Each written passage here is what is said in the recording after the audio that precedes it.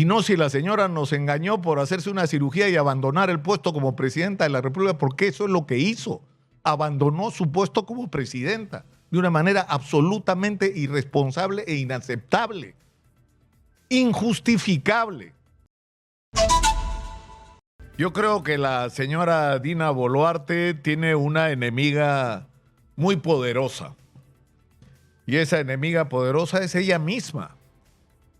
Es decir, los méritos para que no continúe siendo presidenta de la República los ha acumulado, pero uno tras otro.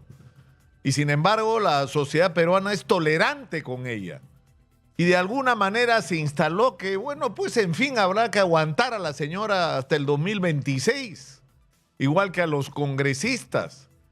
Pero el problema es que no se moderan, pues, ni en el Congreso, ni la propia señora Boluarte, y empezamos a enterarnos casi cada semana de hechos escandalosos que lo que ponen en discusión es una pregunta tan simple como esta: ¿merece esta persona seguir a cargo de la presidencia de la República o no? Y yo creo que la conclusión que sacamos todos es que no, y eso es tremendamente preocupante, porque esto supondría un adelanto de elecciones. Entiendo, no soy un especialista en el tema, pero que pasaría a ser presidente de la República quien el Congreso decida, en principio, quien encabece el Congreso, el presidente del Congreso, pero en todo caso es una atribución del Parlamento. Y habría que convocar a elecciones al menor plazo posible. La ley, entiendo, establece 6 meses. En un contexto en que tenemos como 40 partidos inscritos, donde esto se ha convertido en una feria vergonzosa, donde lo que tenemos es un festival de apetitos personales y de egos, y donde estamos discutiendo cualquier cosa menos los problemas de los peruanos. Es decir, gente que lo único que tiene claro es que quiere ser presidente o presidenta.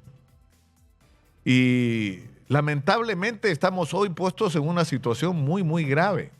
Y la pregunta es si esta vez, una vez más, si nuevamente vamos a mirar para un lado. Es decir, sobre este tema de la cirugía de la presidenta que fue revelada por Alberto Otárola, que según sus detractores fue la fuente, no lo estoy afirmando yo, es lo que dicen, que fue la fuente de los Rolex, de la información sobre los Rolex de la presidenta y de su especie de fascinación con los lujos. Ahora nuevamente Alberto Otárola ha puesto sobre la mesa un asunto sumamente grave. La presidenta de la República, pese a que sus voceros dijeron que no y nos mintieron una vez más, sí, pues se sometió a una cirugía. Se sabe, es más, quién fue el cirujano, el doctor Cavani. Y se sabe en principio cuál fue la cirugía, si es que fue la única a la que se sometió en esa intervención, que fue una rinoplastía, ponerse bonita la nariz porque no le gustaba la que tenía. Tiene todo el derecho a hacerlo. El problema es que la presidenta de la República, que no tiene reemplazo y que no puede someterse a una operación de estas características, que no la inhabilita por horas, la inhabilita por días para el ejercicio no de la presidencia, prácticamente de cualquier actividad. De cualquier actividad. Es una cirugía plástica que supone anestesia total y que supone, en muchos casos, romperle huesos en la cara para volverle a hacer una nariz a su gusto. ¿Y eso qué cosa ha supuesto? Que la señora Dina Boluarte no ha estado ejerciendo la presidencia de la República en esos días. Y no nos lo dijo.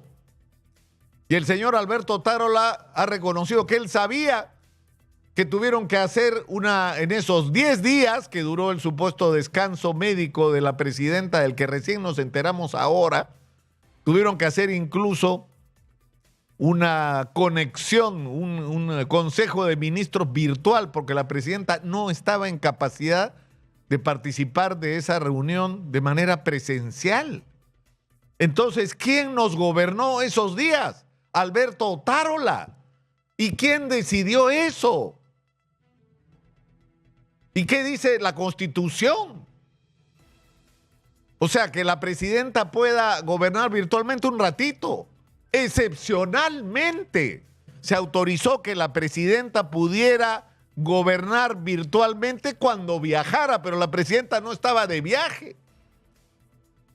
La presidenta estaba en una cirugía que no era una urgencia, no era que su vida corría peligro. ¿Qué era lo que corría peligro? No sé, su soberbia, en fin, pero no su vida ni su integridad. La señora no necesitaba esa operación, quería verse más bonita según su criterio. Es decir, ¿quién nos gobernó esos días? Alberto Otárola. ¿Y quién eligió a Alberto Otárola presidente? Es decir, estamos en una situación donde el respeto, no solo a las instituciones, a los peruanos, ya rebasó todo límite. Esta gente no nos tiene ningún respeto, y no digo lo que tengo en la punta de la lengua, porque me he comprometido con oyentes a los que no les gustan mis excesos verbales a veces, pero es lo que no sale o no le sale a usted en este momento las ganas de decir algo subido de tono con respecto a este irrespeto con respecto a nosotros como ciudadanos. Es decir, no hay derecho que las cosas se manejen de esta manera. Y esto tiene que tener consecuencias, y tendremos que asumir, pues, con coraje lo que venga. Y nos pondrán a prueba una vez más para tener que enfrentar decisiones muy complicadas, de tener que elegir no entre lo que quisiéramos poder elegir, sino entre lo que hay, pues, entre lo que hay, entre los males menores. Entonces, yo creo que no hay derecho. Hoy día están marchando. Es decir, esto no ha pasado en ninguna parte del mundo. Están marchando hoy día los barberos y las conductoras de peluquerías, porque ya no dan más por la crisis de inseguridad. No dan más. Ha habido paralizaciones de los transportistas, donde se han unido los formales, los informales, los que tienen autorización, los que no, todos, porque todos son víctimas de la delincuencia, porque los extorsionadores no hacen distingo sobre si tienes el registro de la ATU o no. Todo aquel que haga una actividad empresarial, económica, todo aquel que esté generando algo de dinero es una víctima potencial de los extorsionadores. Los reportes de un grupo numeroso de barberos son registrados como 80,000, pero se calcula por la información que ellos reciben de la actividad de la página en Facebook que tienen, que son cerca de 60,000 activos, el 60% han sido víctimas de extorsionadores. Es decir, que no se puede hacer nada en este país sin pasar por las manos de los delincuentes. Esto no puede seguir así. Pero eso es el lado negativo, igual que el de la crisis económica, que requiere respuestas distintas a las que se está dando, con un ministro de Economía que está viendo cómo cuida la caja mientras la situación de los peruanos le importa un comino, y donde ha demostrado que no tiene ninguna imaginación, ninguna propuesta, nada que ofrecernos sobre cómo cambiar este estado de cosas. Y lo digo porque por el otro lado somos un país riquísimo. O sea, tenemos el puerto de Chancay y no tenemos zona económica especial. Tenemos la minería como nuestro principal recurso y no somos capaces de resolver con inteligencia y serenidad la crisis con la minería en proceso de formalización y lograr un entendimiento entre los señores titulares de las concesiones y los mineros que están explotando mineral en esas concesiones. No es tan difícil. Tenemos una crisis de infraestructura insostenible, tenemos unas brechas en el sector de educación que ya no, es decir, la educación es lo más importante y asignamos 4 o 5 mil millones de soles anuales para infraestructura educativa, cuando el favorado es de 180 mil millones de soles.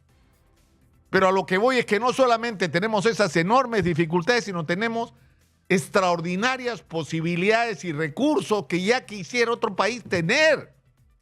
Estamos dejando pasar oportunidades, porque todo lo que hay que hacer en el Perú no es mañana, pasado, no, es hoy que hay que hacer las cosas. Hoy necesitamos una ley agraria, hoy, con todas las correcciones que quieran, con todas, pero necesitamos una ley agraria para reimpulsar la agricultura de exportación. Necesitamos una ley de promoción del turismo que nos lleve de los celebramos cuando tenemos 4 millones, 40 millones de turistas es lo que debería tener el Perú, porque ese es su potencial real. Y en esa cifra todavía no llegamos ni a la mitad de lo que tiene España. Porque esos deberían ser nuestros referentes de competencia como destino turístico. Pero el problema es que la señora presidenta está pensando en su Rolex y en arreglarse la nariz y en ocultarnos las cosas que hace a los peruanos, y cuando la descubren, la presidenta está desesperada por intervenir a la gente que la investiga, por sacar de la fiscalía y de la policía o por hacer legislaciones que la protejan, y ahí entra su convivencia, ¿no?, con quienes controlan hoy el Congreso de la República. Es decir, sinceramente creo que más allá de la paciencia, la serenidad, la tolerancia de los peruanos con la señora Dina Boluarte, ella misma se ha ganado el mérito para que hoy nuevamente se ponga en discusión, y con toda razón, si esta señora merece seguir siendo presidenta de la República o no. Sinceramente, que nos hagamos la pregunta de qué es peor, que esta señora siga o que produzcamos una crisis, que llevemos esta crisis hasta el final. Vamos pues a elecciones. Vamos pues a elecciones, pero que en esas elecciones lo que se discuta son los problemas y las salidas a los problemas del país. Y no si la señora nos engañó por hacerse una cirugía y abandonar el puesto como presidenta de la República, porque eso es lo que hizo. Abandonó su puesto como presidenta de una manera absolutamente irresponsable e inaceptable, injustificable. Pero en fin, señora Boluarte, si estamos discutiendo hoy esto, usted no puede culpar a nadie de esto, porque esto es exclusivamente consecuencia de sus actos y de sus decisiones. Soy Nicolás Lúcar, esto es Hablemos Claro, estamos en Exitosa, la voz que integra el Perú, 95.5 de la FM en Lima, canal 34 de Movistar. Soy Nicolás Lúcar, esto es Hablemos Claro y